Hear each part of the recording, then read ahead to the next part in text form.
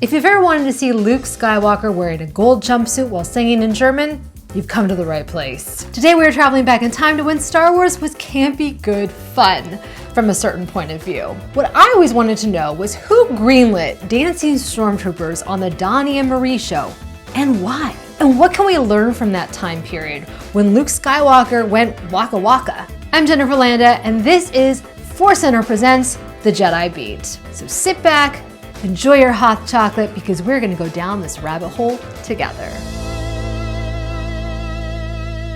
From its inception, Star Wars was weird, but it was the heart and humanity of the characters that grounded this wild space fantasy film. However, the minute you remove the mythological framework and plop Star Wars characters in a variety show, for example, you're left with this. Princess Leia, our goose is cooked unless we lift off of the star. Luke, I know you're right, we just gotta take flight before they find out where we are. That was Donny and Marie Osmand dressed as Luke Skywalker and Princess Leia in their hour-long variety show, Donny and Marie. This particular episode aired on September 23rd, 1977, and the last 11 minutes of the show were dedicated to Star Wars.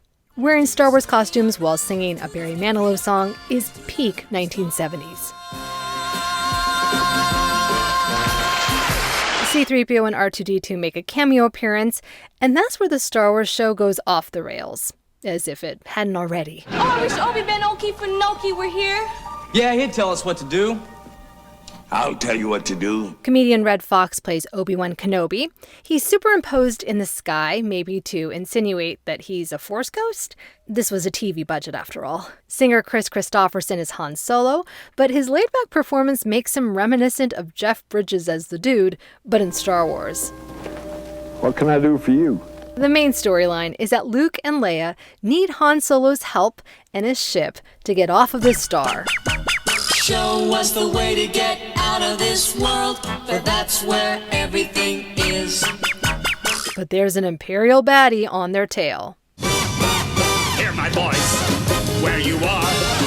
Hop a plane, grab a car. Character actor Paul Lynde plays a character reminiscent of Grand Moff Tarkin. His snarkiness mixed with anxiousness really fits in with the vibe of the Empire. Back to me!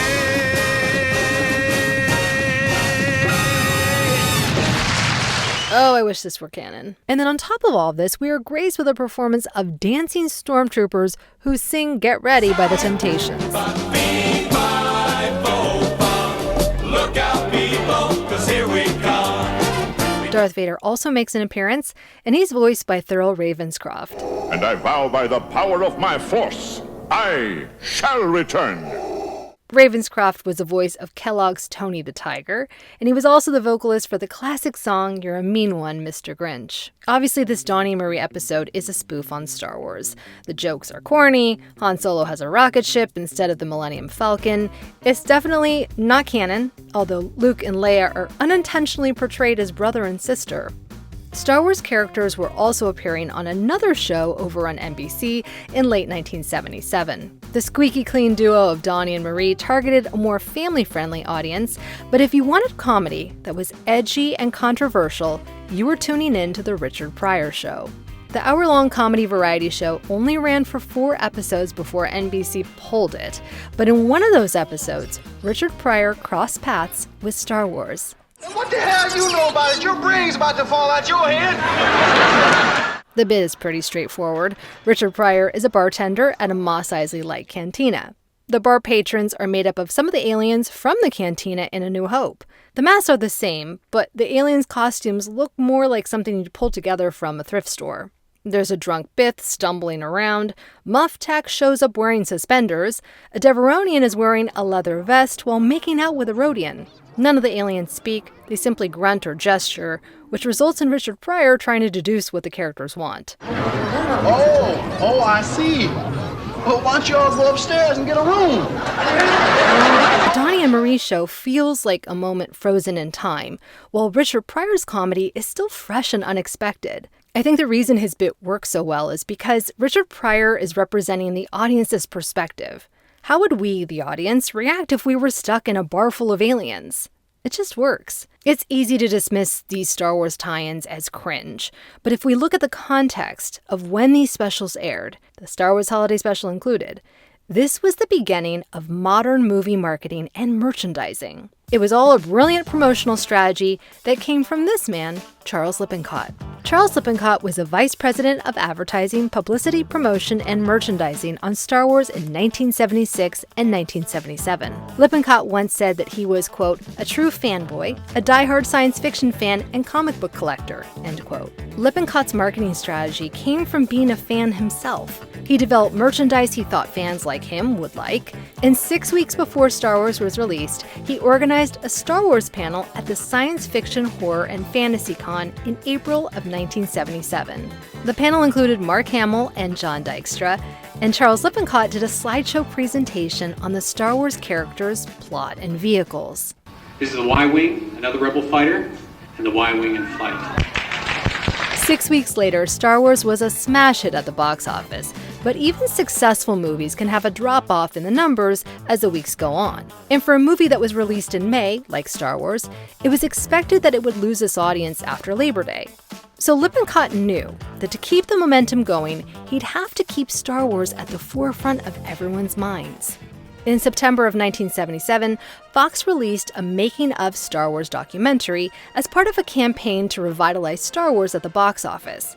Lippincott knew that if he wanted to reach the most people, they'd have to put Star Wars everywhere, even if it meant kooky and unexpected crossovers. Here's what Lippincott said on his Facebook page in 2015. Quote, this campaign included the Richard Pryor Show, Donny and Marie Show, and the Star Wars Holiday Special. These films and their selection was not an accident. I made a conscious decision to reach different audiences with these different vehicles. Donny and Marie reached younger audiences, and as Lippincott put it, quote, the Richard Pryor Show was considered to be far more cutting edge than SNL. We reached the SNL demographics plus the multicultural audiences with Pryor, end quote. And because Pryor was so cutting edge, no one knew how long the network would keep him on the air. So, according to Lippincott, they knew everyone would be tuning into his show. In November of 1977, there was another TV show that featured Star Wars characters. I'm not even sure of the official name of this show, but I do know that a teenage Jodie Foster appeared on this episode. I also know it is a French show, and it's one of the weirdest Star Wars things I've seen.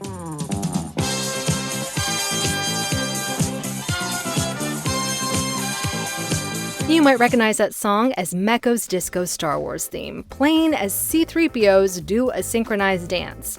The C-3PO masks are somewhat screen accurate, but their costumes are clearly made of gold spandex, which is good for stretching. This sequence goes on for a bit until 4 Darth Vaders show up and begin doing ballet pliés. I was hopeful there was going to be a dance-off, but unfortunately the droids and Vaders just face each other and do an awkward mirror exercise. This goes on for a while, but get ready for the big finale. I mean, look, dancing stormtroopers may be silly, but at least when they show up in the Donny and Marie show, they're using their dance to tell a story, like a musical. Disco Star Wars clearly took the world by storm in the 1970s. Here's another dance sequence on a German show. I don't know the name, but a lot is happening here.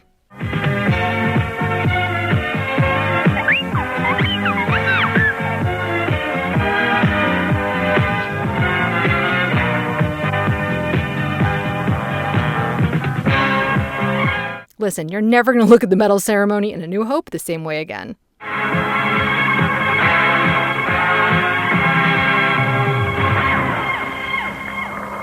The publicity tactics that were used in 1977 for Star Wars were used again for the promotion of The Empire Strikes Back, although this time Charles Lippincott had left Lucasfilm to work on Fox's upcoming film, Alien. On February 23, 1980, Lucasfilm did a Star Wars tie-in with a very special variety show.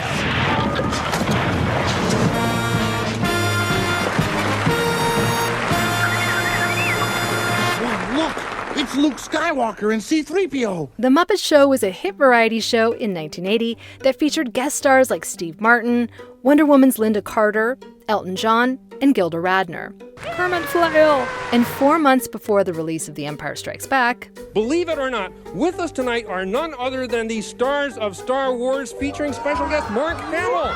Mark Hamill made a guest appearance playing 2 roles, Luke Skywalker You're Mark Hamill! Huh? No, he's my cousin. That's it. He's my cousin and he's right outside. Well, go get him! Hurry! Hurry, I want to see him! And Mark Hamill.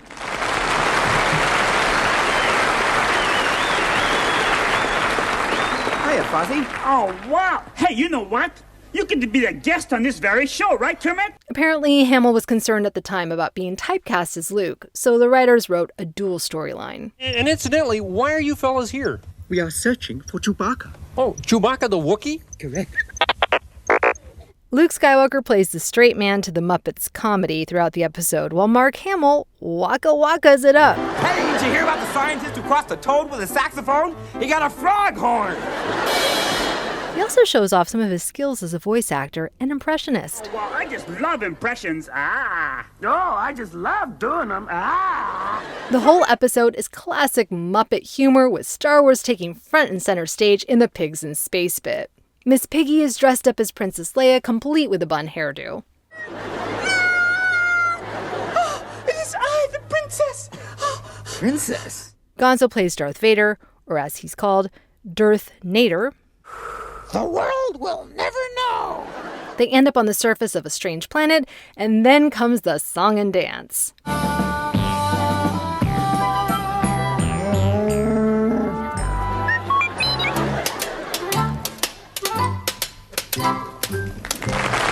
Out of all the Star Wars crossovers, this one makes the most sense.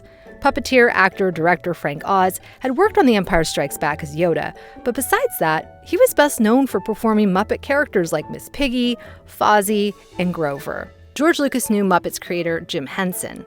George would later executive produce Henson's movie Labyrinth. And as we know, Disney now owns the Muppets and Star Wars. They actually ended this episode with the Muppets and Star Wars characters singing Disney's theme song, When You Wish Upon a Star. Talk about foreshadowing. And now for the pièce de résistance of this episode, I give you Mark Hamill in a gold jumpsuit. So why the heck is Mark Hamill dressed in this gold jumpsuit and singing in German? Well, this was a Star Wars spoof that aired on a TV show called Disco in 1980. The program was hosted by German actor Ilja Richter, and it was a pop music show. The basic gist of the song is that Ilja is making fun of Luke Skywalker for having troubles with his daddy, Darth Vader. Ilja then taunts Luke for not ending up with the princess, so he offers him a happy ending with Miss Berlin, not that happy ending. Happy End mit Miss Berlin. Was sagen Sie da? Auf Schönheitsköniginnen steht auch Papa. Darth Vader plays the wedding march.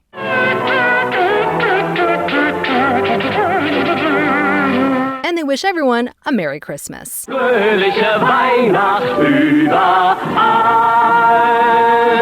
was happy to know that Mark Hamill at least got paid for this odd sketch. Quote, I remember not wanting to wear a gold jumpsuit like a rejected member of ABBA, but thought, who cares? No one outside of Germany will ever see this. Thanks to the internet, nothing ever goes away. Who knew? End quote. That's right, Mark. The internet keeps everything, so we can stumble upon gems like this. Kein Problem mit nur einem Streifen Chewbacca Chewing Gum. So what can we learn from all these sketches, spoofs, and Star Wars musical numbers? From a marketing perspective, any publicity is good publicity, because it's a way to keep Star Wars in the zeitgeist. For me personally, I like when brands and celebrities are able to poke fun of themselves. It's a reminder that Star Wars is a bunch of stories that are meant to entertain us, and yeah, maybe teach us things along the way. If they can have Frozen on ice, then why can't they have Star Wars on ice? The people are asking for it, and by the people, I mean me. What is the weirdest Star Wars thing you've ever seen?